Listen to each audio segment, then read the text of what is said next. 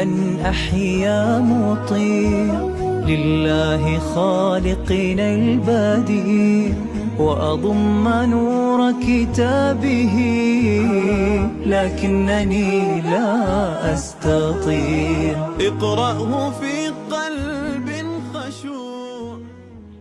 بسم الله الرحمن الرحيم. السلام عليكم ورحمة الله وبركاته. اللهم رب اشرح لي صدري ويسر لي أمري واحلل عقدة من لساني يفقهوا قولي. خۆشەویستانم، لە زنجیرە بابەتی ئادابەکانی قورئان خوێندنەوە، ئەو ئادابانێکەوە پێویستە لەسەر ئێمە موسڵمان جێبەجێ بکەین لە کاتی قورئان خوێندنەوەدا.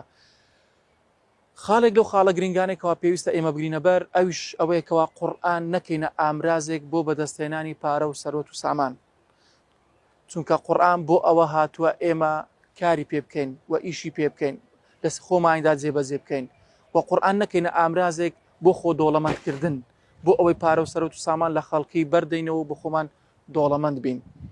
چونکە دەبینین ئەمڕۆ کۆمەڵی خەڵک بە ناوی قورئان خوێن، بە ناوی قارئ کەوا قورئان دەخوێن لە گۆڕستانەکاندا پارە لە خەڵکی وەردەگرن، ئەو کەسانێکەوە لە شەقامەکان بە سەوتێکی خۆشەوە قورئان دەخوێنن بۆ ئەوەی خەڵک خێریان پێ بکات و پارە وەربگرێت، یاخود ئەو کەسانێکەوە بە ناوی دوعاوە خەڵک دەچێتە لایەن، ئەو کەسانێکەوە بە ناوی ڕوقیە شەرعیەوە دەچێتە لایەن پارە و سەرۆت و سامان لەو خەڵکە وەردەگرن بۆ ئەوەی دەوڵەمەند بن، بۆ ئەوەی سەرۆت و سامانی خۆیان کۆبکەنەوە.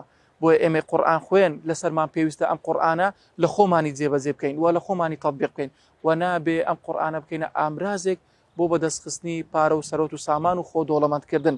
چونکە ئیمامی عومەر خودای لێ ڕازی بێ دەڵێت لە پێغەمبەری خوا صلی الله عليه وسلم دەگێڕتەوەکەوە پێغەمبەری خوای گەورە فەرموویەتی إن الله يرفع بهذا الكتاب أقواما ويضع به آخرين.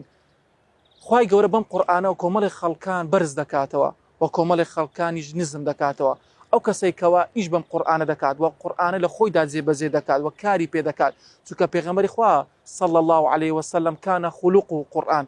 ئەم پێغەمبەری خوا صلی الله عليه وسلم کەوا قورئانی لە خۆی جێبەجێ کردووە لە دەستەیدا و ئیشی پێ کردووە لە کاری ڕۆژانەیدا، چونکە قورئانێک بۆ لە ناو خەڵکیدا هاتوچۆی کردووە و لە خۆی جێبەجێ کردووە. بۆیە لەسەر ئێمەی موسڵمانیش پێویستە ئەم قورئانە لە خۆمان جێبەجێ بکەین و لە خۆمان کاری پێ بکەین بۆ ئەوەی ئەم دنیا ڕووناک بکەوتەوە بەم قورئان خوێندنەدا، نەوەکو ئەم قورئانە ببێتە ئامرازێک بۆ بەدەستخستنی پارە و سەرۆت و سامان. چونکە پێغەمبەری خوا صلی الله عليه وسلم فەرموویەتی قورئان بخوێن بۆ ئەوەی داوا بکەن لە خوای گەورە، وەروەها ڕۆژانێک دادێ بەسەر ئەم ئومەتە قورئان دەخوێنن بۆ ئەوەی کەوا داوا لە خەڵک بکەن. السلام عليكم ورحمة الله وبركاته. حتى أذوق حلاوته ليكون لي يوما شفيع، لكنني لا أستطيع. رتله في فكر عميق واقرأه في قلب